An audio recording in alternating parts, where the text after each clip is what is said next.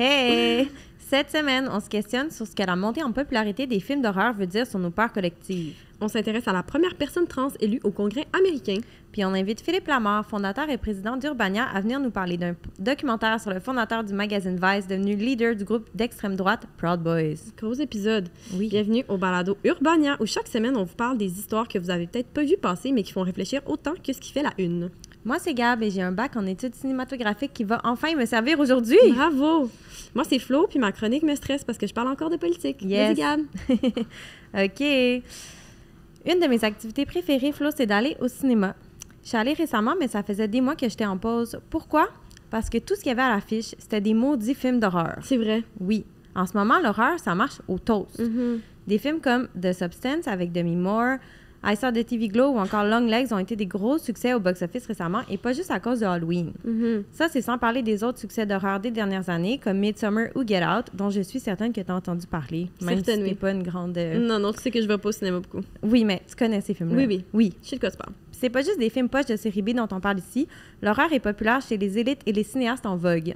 En 2021, le film français Titane a même gagné la Palme d'Or à Cannes. Ma question de maudite peureuse, c'est pourquoi? Je suis pas la seule à me questionner là-dessus. Le média américain Dazed a récemment publié un texte sur le sujet intitulé « Pourquoi l'horreur est si populaire en ce moment? » Historiquement, le genre de l'horreur a toujours reflété les préoccupations contemporaines du public. Par exemple, dans les années 70 et 80, les très populaires films de slasher reflétaient le stress collectif face à la montée de la violence dans la société.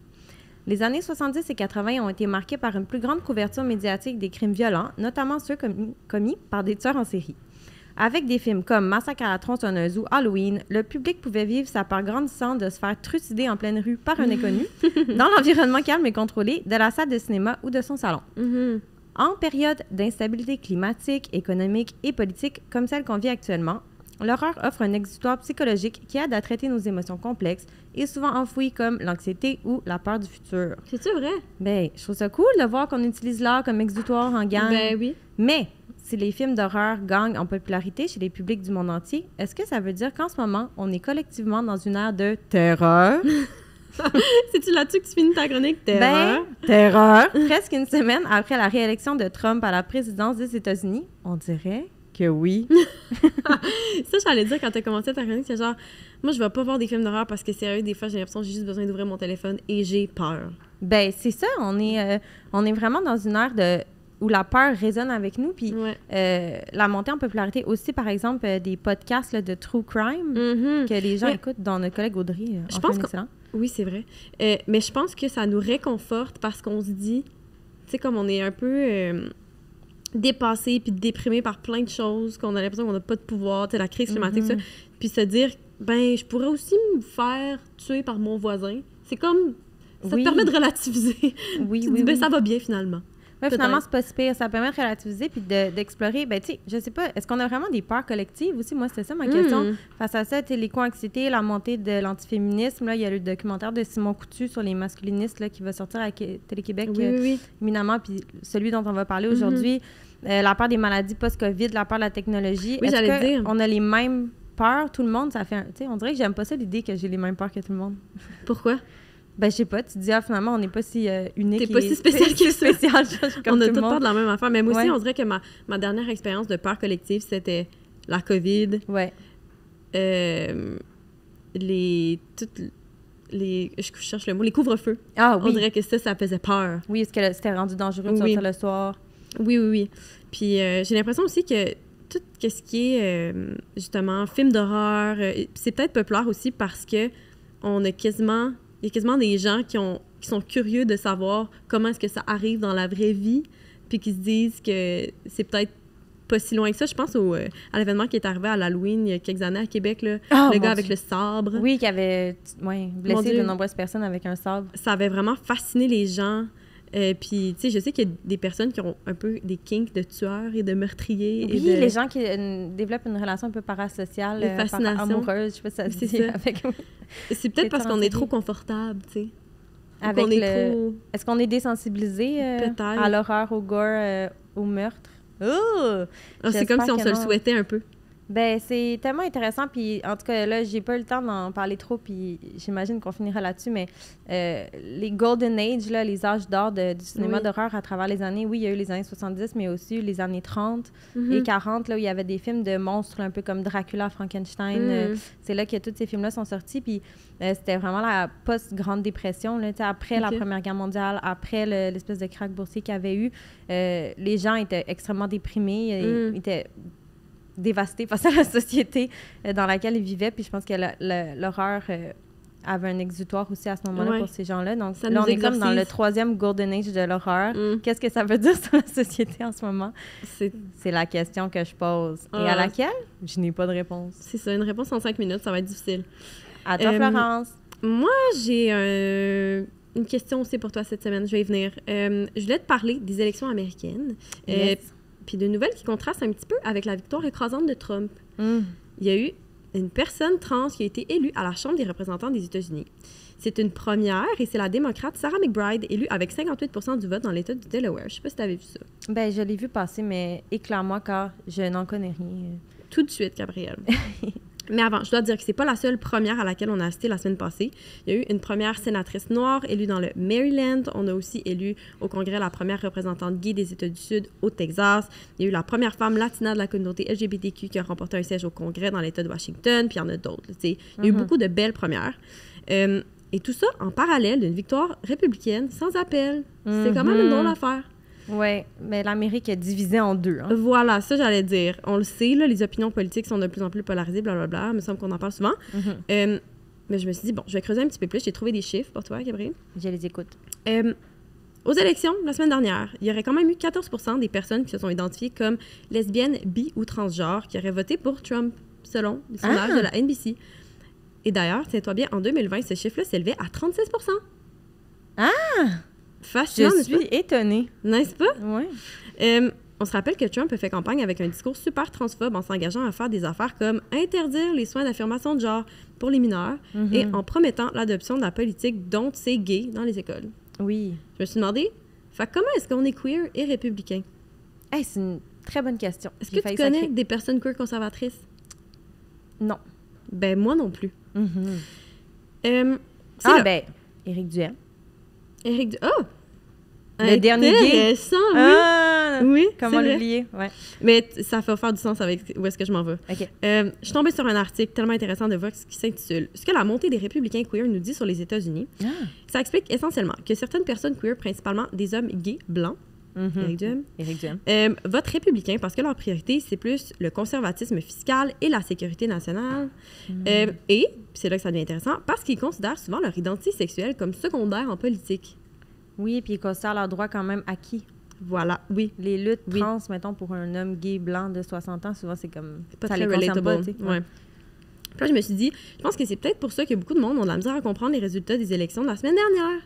On pense que, genre, toutes les femmes, toutes les personnes queer, toutes les minorités vont voter pour les partis les plus progressistes, mais peut-être que c'est simpliste, puis qu'en faisant ça, ça nous, puis là, je dis nous parce que ça donne qu'on est 2 femmes queer, ça nous réduit à notre identité de genre et sexuelle. Puis que si on veut normaliser la diversité, être vraiment inclusif, il va peut-être falloir faire la paix avec l'idée qu'on peut être une minorité et être conservateur. Et là, j'ai mis un point d'interrogation entre parenthèses. Ouais. Statement de question. Ben, je pense que c'est vrai que de plus en plus de gens avec... Ce que je veux dire, c'est que je pense que vu que pour nous, notre identité de genre ou notre identité sexuelle ou notre différence sociale est importante, on a l'impression que c'est important pour toutes les autres personnes qui nous ressemblent. Oui, c'est ça. On a tendance à faire la projection, comme on dit. Voilà. Projection politique, est-ce un terme? Ben oui, puis je trouvais ça drôle parce que je t'entendais parler de ça avec notre collègue Sophie la semaine dernière. Tu disais que dans tes contenus que tu faisais sur Urbania, tu veux t'assurer que tu as de la diversité et que les personnes qui font partie d'une minorité que tu accueilles pour tes contenus ne viennent pas parler que de leurs différences. Oui, que l'inclusivité, pour moi, c'est pas inviter quelqu'un qui est différent pour qu'il parle de sa différence. Voilà. Ça, c'est pas l'inclusivité, à mon sens. Puis je trouvais ça vraiment intéressant, puis ça fait du lien avec Sarah McBride, qui, quand elle a été élue, ou c'était peut-être avant, en tout cas, elle a dit à un moment donné dans les médias, je me présente pas pour être la membre LGBTQ du Congrès du Delaware ou la première membre transgenre du Congrès, je me présente pour être la membre du Congrès du Delaware. Oui. Tu sais, sa transidentité. Arrêtez de me ramener là, à ça. Mais c'est ça, elle n'est pas qu'une personne trans. C'est ça.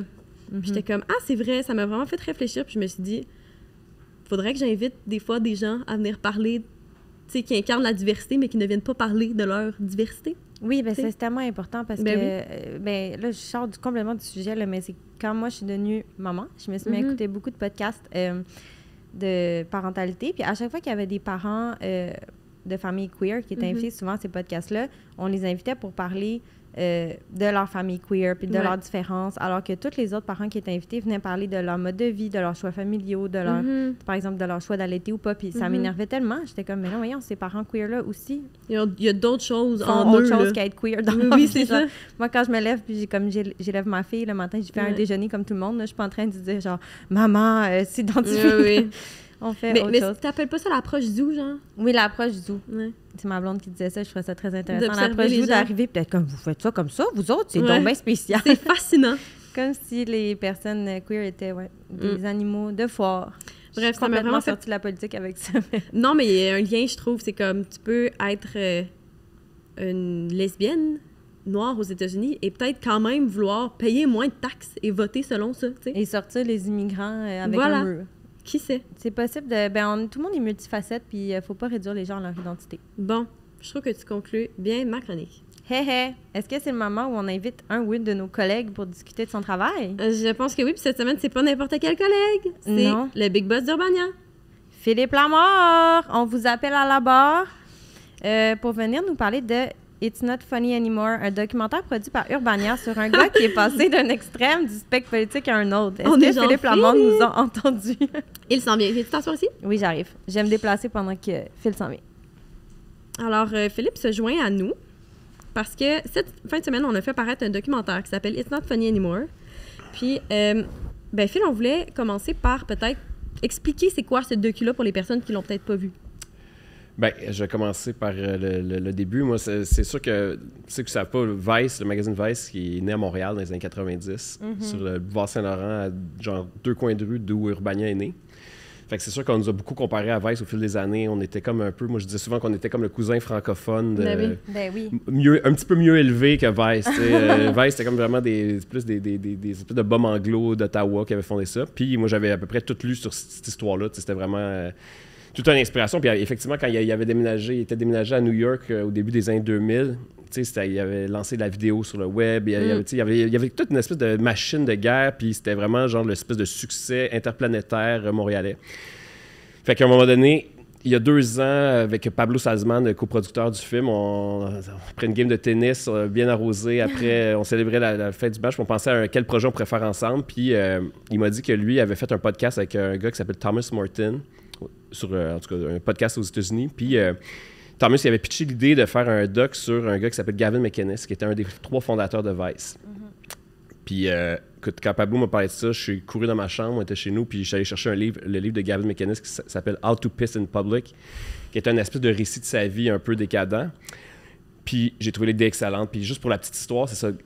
Vice était 3 fondateurs, Suru Shalvey, Shane Smith et Gavin McInnes. Puis Gavin était vu un petit peu comme le gars qui a donné le ton au magazine Vice, puis à toute l'espèce de côté un peu irrévérencieux, scandaleux. Et puis, ce gars-là a fait, je suppose, Vice, une fin des années 90, il s'est fait racheter genre 2005-2006 parce que Vice est allé chercher des investisseurs américains, des gens haut placés de la société, puis ils ont dit, votre 3e fondateur, il est dangereux, ce qu'il écrit, c'est un peu scandaleux. Et puis, il s'est fait racheter. Ils ont donné un chèque, il a dit, dégage, votant. Et puis, il est parti avec son chèque, son petit chèque, parce que Vice, après ça, les années subséquentes, Vice a été genre valorisé jusqu'à 5,7 milliards, puis c'était devenu une espèce de grosse machine économique. Et puis, Gavin, qui est devenu une espèce de paumé en parallèle, il se tenait avec des amis, puis chaque projet qu'il faisait échouait. Il est devenu chroniqueur à Fox News, s'est fait remercier de Fox News. Puis, à un moment donné, il s'est mis à prendre des bières dans les bars avec une gang de chums, puis c'était une espèce de club de gens qui étaient fiers d'être des western chauvinistes, donc d'être fiers de la culture occidentale blanche. Puis il a dit, ça nous prend un nom, on va s'appeler les Proud Boys. Fait que, tu sais, le même gars qui a fondé le magazine Vice a fondé aussi l'organisation des Proud Boys, qui est une des 2 organisations qui ont attaqué le Capitole le 6 janvier 2021. Fait que c'est cette histoire-là que le documentaire raconte, en fait. Puis c'est porté justement par Thomas Morton, le gars qui avait eu l'idée de départ, qui est un ancien journaliste de Vice, qui a travaillé 15 ans chez Vice, dont le surnom était Baby Balls. C'est un espèce de gars qui ressemble un petit peu à un genre de Woody Allen. C'est à ça que j'ai pensé, moi, dans le docu. Un gars un peu torturé, un peu névrosé. Puis lui avait été embauché par Gavin chez Vice. Fait que ça a été son mentor, ça a été l'espèce de gars, justement, qui a, entre guillemets, tout appris.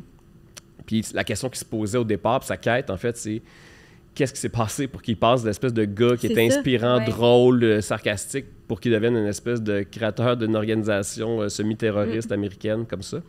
Puis on le suit, en fait, il retourne un petit peu sur tout il retourne rencontrer tous les gens qu'il a connus à l'époque de Vice. Puis ça va même jusqu'à rencontrer Alex Laurent, qui est un gars qui avait un magazine qui s'appelait Voice of Montreal à l'époque, puis que les gars de Vice sont partis avec son projet, ont enlevé le haut du nom Voice, puis on dit on va appeler ça Vice. C'est fou, ça!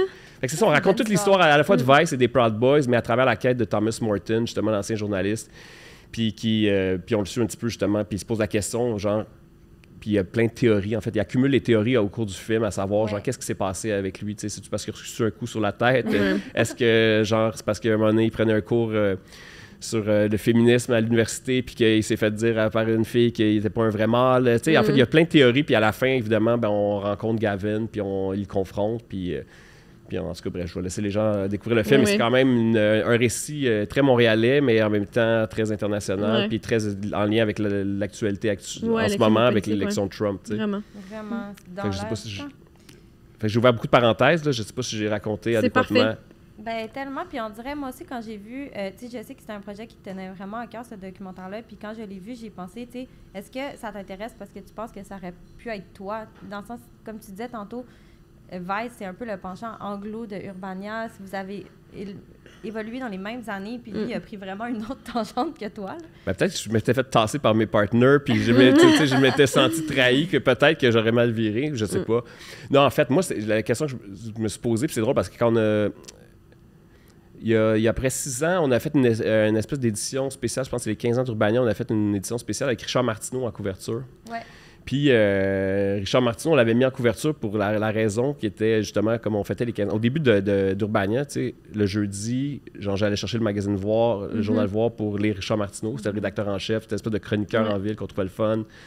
Puis 15 ans plus tard, il était devenu l'espèce de gars un peu honey, genre détesté, l'espèce de tribun un peu controversé. Puis la question qu'on se posait, dans le fond, tu sais, c'est souvent la défense de Richard Martineau qui dit, genre, moi, j'ai pas changé, c'est le monde autour de moi qui a changé, c'est la gauche qui a mal viré.